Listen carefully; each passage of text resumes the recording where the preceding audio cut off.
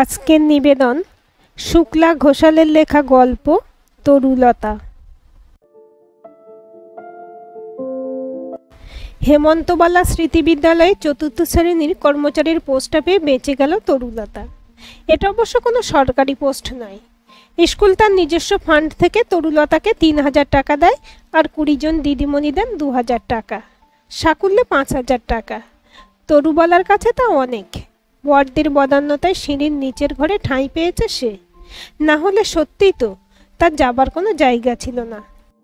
চতুর্থ শ্রেণীর কর্মচারীর ২টি পোস্ট মঞ্জুর ছিল, কিন্তু বছর দুয়েক আগে একজন কর্মচারী এক ছেলের বাপ প্রশান্তচন্দ্র স্কুলের একটি মেয়েকে নিয়ে উধাও হওয়ার পর ওই পোস্টে আর কোনো কর্মচারী আসেনি।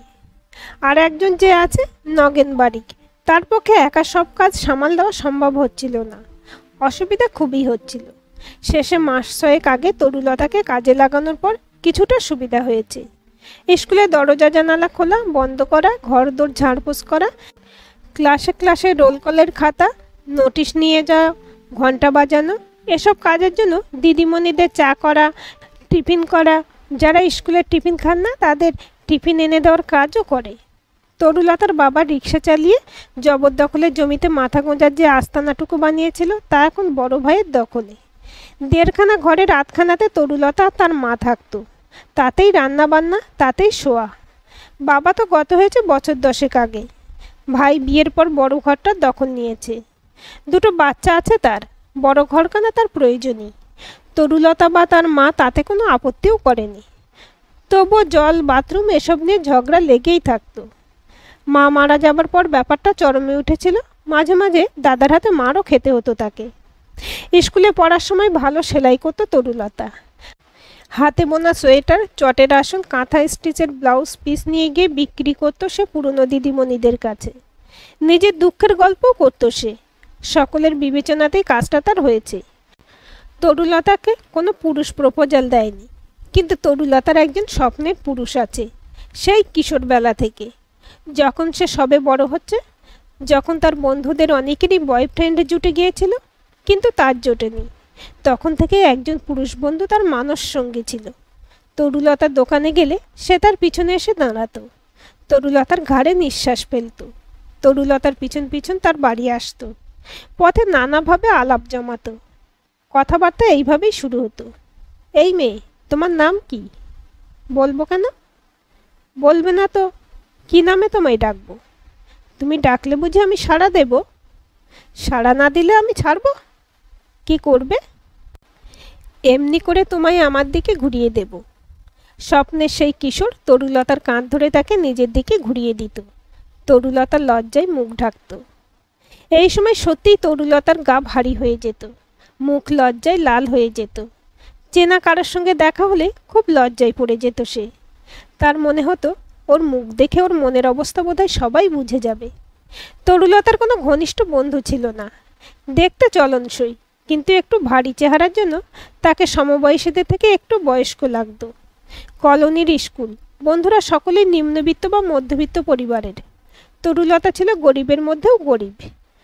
বাবা যা রোজগার করত মদ খেয়ে উড়িয়ে দিত। মা অন্যের বাড়িতে কাজ করে কোনো মতে সংসার চালাতো। তরুলতা এই অভাবের চাপে কিছুটা গুটিয়েই থাকতো। পড়াশোনার অবস্থাও ছিল নিচের দিকে। যাই হোক, সমবয়সী বন্ধুদের কারো প্রেম করে, কারো সম্বন্ধ করে বিয়ে হয়ে গেল। তরুলতার মা বেঁচে থাকতে তরুলতার ২টো একটা সম্বন্ধ এসেছিল, কিন্তু কোনোটাই ফলপ্রসূ হয়নি। তরুলতা আপন মনে তার নানা রকম কল্পনা আর সেলাই নিয়ে ব্যস্ত থাকত। অভাব যখন তীব্র হলো, এই সেলাইয়ের সূত্র ধরেই স্কুলে আবার যাতায়াত শুরু হলো। তরুলতার হাতের টেবিল ক্লথ, তার বোনা আসন, ছোটদের টুপি ও সোয়েটার দিদিমণিদের পছন্দ হলো। এই পরিচয়ের সূত্রে স্কুলের কাজটাও পেয়ে গেল তরুলতা। তরুলতার সেই কিশোর বয়সের স্বপ্নসঙ্গী অনেকদিন আগেই তাকে ছেড়ে গিয়েছিল। দারিদ্র, অশান্তি, মায়ের অসুস্থতা নিয়ে জেরবার তরুলতা কবে যেন তাকে হারিয়ে ফেলেছিল। মা মরে যাবার পর তরুলতা নিঃসঙ্গ দগ্ধ জীবনে সে ফিরে এসেছিল অনেক পরিণত, অনেক শক্তিশালী হয়ে। দাদা বৌদির অত্যাচার যখন চরমে উঠত, তখন তাকে অবলম্বন করেই তরুলতা বাঁচার স্বপ্ন দেখত। দাদার সঙ্গে যাই হোক, দাদার ছেলে মেয়ে দুটি কিন্তু তার অত্যন্ত প্রিয় ছিল। ছেলে মেয়ে দুটো যখন ছোট ছিল তখন মা বা তার কাছে দিয়ে বৌদি দেদার বেড়াতো। কিন্তু ছেলে মেয়ে দুটো একটু বড় হতেই তাদের আর তাদের কাছে ঘেঁষতে দিত না। ছোট বাচ্চা দুটো ভালোবাসার টানে ওদের কাছে ছুটে আসতো, এটা সেটা বায়না করত। কিন্তু তা নিয়েও বৌদি কম অশান্তি করতো না। মা মারা যাবার পরে এইসব অশান্তি এড়ানোর জন্য তরুলতা অষ্টপ্রহর দরজা বন্ধ করে রাখত। তার সেলাই, রান্না, ঘর পরিষ্কারের কাজ শেষ হতেই চাদর টেনে বিছানায় শুয়ে পড়ত। চুপি চুপি কথা বলতো ছায়াসঙ্গীর সঙ্গে। দিনে দিনে সে বড় স্পষ্ট হয়ে উঠছিল। তরুলতা যেন তাকে হাত দিয়ে ছুঁতেও পারত। গল্প করতো তার সঙ্গে সারা রাত। মান অভিমান হতো, ঝগড়া হতো, মানভঞ্জন দিয়ে আলাপ শেষ হতো। গভীর গভীর ভালোবাসায় তাকে ভরিয়ে দিত ছায়াসঙ্গী। সকালে ঘুম ভাঙলেও যেন সেই ভালোবাসা, সেই সুখ স্পর্শের আনন্দ তার মুখে লেগে থাকত। তার সুখী সুখী মুখটা দেখে বৌদি সোনামণির রাগে গা জ্বলে যেত। কলপারে দাঁড়িয়ে চিক করে দাঁত কেটে থুতে ফেলে সে নিজের মনেই বলতো, লজ্জাও নেই ধুমসি কালো মাগের, 30-এর কাছে বয়স হতে চলল, এখনও রং ঢং দেখো, তাও যদি কাউকে জোটাতে পারতিস। তরুলতা পড়াশোনায় ভালো ছিল না, কিন্তু শান্ত বাধ্য মেয়ে হিসেবে দিদিমণিদের প্রিয় ছিল। এখন কাজে লাগার পর তারা দেখলেন তরুলতা নিজের কাজটা অত্যন্ত ভালোভাবে করে। বড়দির টেবিল ঠিকভাবে গুছিয়ে রাখা, দিদিমণিদের বোতলে বোতলে জল রাখা, তাদের টেবিল পরিষ্কার করে রাখা, এসব কাজে তার কোনো ত্রুটি ছিল না। তার রান্নার হাতটাও খুব ভালো। রুটি তরকারির কথা ছিল, কিন্তু সে ঘুরিয়ে ফিরিয়ে লুচি, হালুয়া, পরোটা, ভুমা এসব নানা কিছু করে দিত। প্রথম প্রথম কাঁচা জিনিস দিদিমণিরা পালা করে কিনে এনে দিতেন। পরে যখন দেখলেন ও ভালোই কেনাকাটা করতে পারে এবং যথেষ্ট বিশ্বাসী, তখন কেনাকাটার দায়িত্ব ওর হাতেই তুলে দিলেন। ওর রান্নার সুখ্যাতি শুনে স্কুলের করণিক দুজন মাসখানেক পরে টিফিন ক্লাবের মেম্বার হয়ে গেলেন। শুধু ছায়াদি আর রেনুদি চা খেতেন, আর ওকে দিয়েই মিষ্টি, মুড়ি, বাদাম আনিয়ে নিতেন। অফিস ঘরে সুবলবাবু ও জানকীবাবুকে টিফিন দিতে গিয়ে তরুলতার একটু কিন্তু কিন্তু লাগতো, কারণ নগেন বাড়িকেও সেখানে থাকতো। সে টিফিন ক্লাবের মেম্বার নয়। তরুলতা মাঝে মাঝে বড়দিকে বলতো, বড়দি, রুটি তরকারি একটু বেশি আছে, নগেনদাকে দেবো কি? বড়দি আপত্তি করতেন না। 2-4 দিন পরে বললেন, এতজন আমরা খাই, তার থেকে নগেনকে দিলে কেউ কিছু বলবে না। বেচারার বউটা মারা গেছে, নিজের হাতে রান্না করে খায়, বাচ্চা দুটো আছে। তরুবালার মন নরম। খগেনকে দেখে বড্ড মায়া হয় তার। বছর 12 আগে যখন 25-26-এর নগেন এই স্কুলে জয়েন করে, তখন তরুবালারা 9-এ পড়ে। প্রথম থেকেই গেটের পাশে দারোয়ানের জন্য নির্দিষ্ট ঘরে সদ্য বিবাহিত বউ নিয়ে থাকতে শুরু করে সে। স্কুলে কোনো দারোয়ান নেই। ওই ঘরে থাকার সুবাদে স্কুলের পাহারাদারির কাজটাও ওকেই করতে হতো। নগেনের আগে এই কাজটা করতো শিউলাল। বদমেজাজি খিটখিটে শিউলালের সঙ্গে মেয়েদের বনতো না, কিন্তু মৃদুভাষী, নরম সরম, মিষ্টি স্বভাবের নগেনের সঙ্গে সহজেই উঁচু ক্লাসের মেয়েদের বেশ হৃদ্যতার সম্পর্ক গড়ে উঠেছিল। নগেনের বউটাও ছিল বেশ মিশুকে, মিষ্টি স্বভাবের, ফলে তার সঙ্গেও মেয়েরা জমিয়ে নিয়েছিল। নগেনের ঘরের পিছনে কুল গাছ ছিল। নগেনের ঘর থেকে লগি নিয়ে সেই লগি দিয়েই কুল গাছের কুল পাড়ত মেয়েরা। নগেনের বউকেও কুল দিত, সেও কখনো কখনো কুলের আচার এটা সেটা করে দিত ওদের। নগেনের 2টো ছেলে, বড়টার বছর 8, ছোটটা 4 বছরের। এই বাচ্চাটার জন্ম দিতে গিয়েই ওর মা মারা গেছে। বাচ্চাটাকে নগেনের শাশুড়ি নিয়ে গিয়েছিল, কিন্তু সে অসুস্থ হয়ে পড়ায় বাচ্চাটাকে মামার বাড়ি থেকে মাস 6 আগে নগেনের কাছে দিয়ে গেছে। 2টো বাচ্চা নিয়ে নগেনের এখন প্রাণান্তকর অবস্থা। 2টো বাচ্চা সামলে নগেন সারাদিন কি খায় কে জানে। তরুলতা তাই টিফিনের সময় নগেনকে চেপে চুপে বেশি খাইয়ে যেন একটু তৃপ্তি পায়। তরুলতা সকালে ভাত রেঁধে রাত্রে যা হোক একটা কিছু রান্না করে নিয়ে সন্ধ্যা লাগতেই সিঁড়ির পাশের ঘরটায় চাদর টেনে শুয়ে পড়তো।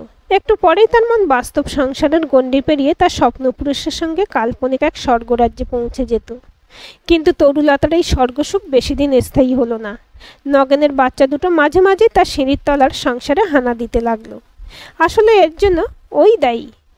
মাহারার ছোট ছেলে দুটোকে দেখে বড় মায়া হতো।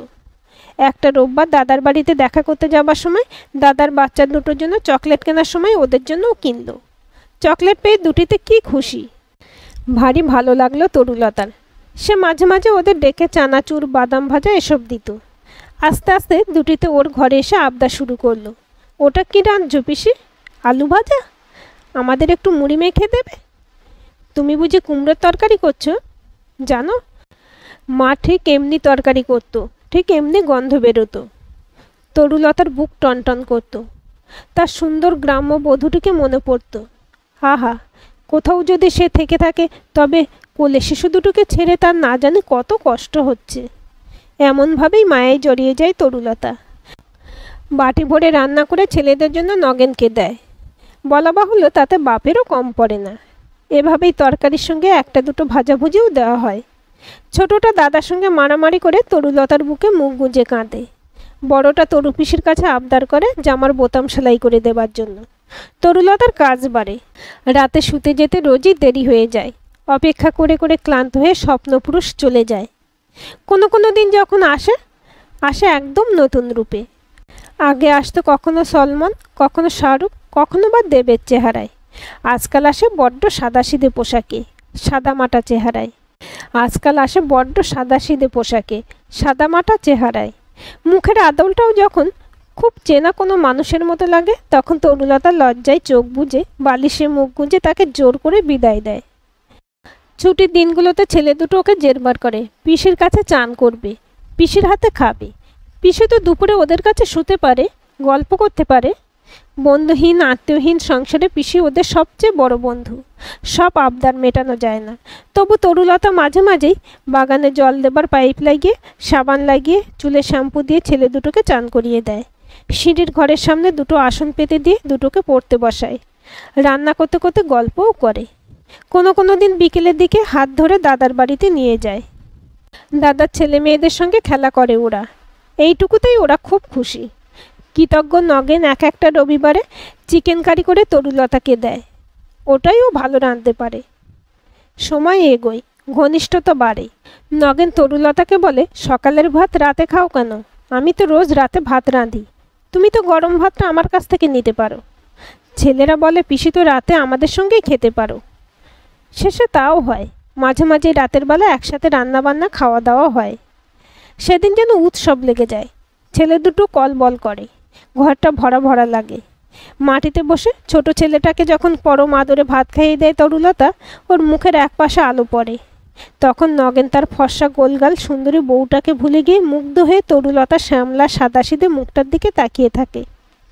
এমনি করে যায় যদি দিন যাক না, কিন্তু এমনি করে তো দিন যায় না। কলোনির স্কুল। নগেনের ঘরে তরুলতার যাতায়াত নিয়ে কথা ওঠে। সে কথা পল্লবিত হয়ে ওঠে হেডমিস্টার সুচেতা নন্দীর কানে। কপালে ভাঁজ পড়ে সুচেতার। এ তো চলতে দেওয়া যায় না। স্কুলের নাম খারাপ হয়ে যাবে। কি করবেন? অসহায় মেয়েটাকে আশ্রয়হারা করবেন নাকি? স্কুল ছুটির পর নগেনকে দেখা করতে বলেন সুচেতা। নগেন স্কুল ছুটির পর তার ঘরে এলে বলেন, এসব কি শুনছি নগেন?